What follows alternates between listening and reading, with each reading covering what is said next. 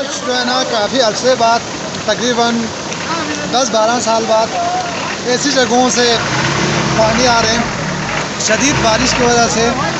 ये एक तरह से एक रिकॉर्ड है कि मौसमी तब्दीली की वजह से ऐसे चीज़ों को फेस करना पड़ रहा है।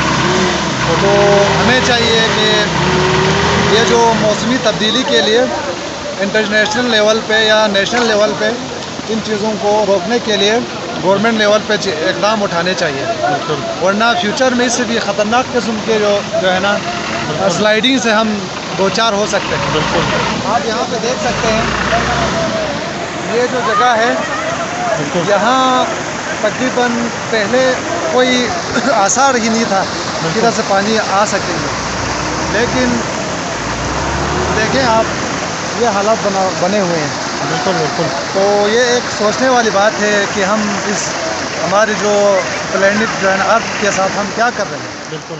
तो ये सारा आप देखें, उधर नीचे तक गए हुए आप सारा ये सिचुएशन देखें।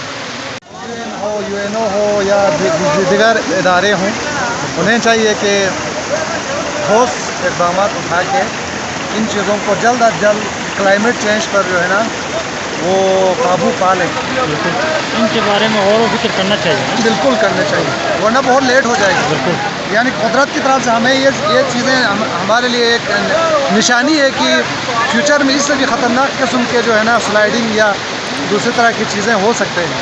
तो हमें समझ जाना चाहिए।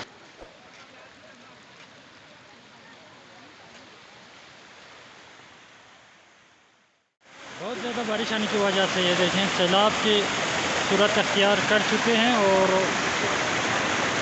ये देखें ये मेन रोड मुकम्मल तौर पर ब्लॉक कर दिए गए हैं और बहुत से मुसाफिर इसमें फंसे हुए हैं। ये इसमें हमारे माएँ बहनें भी है।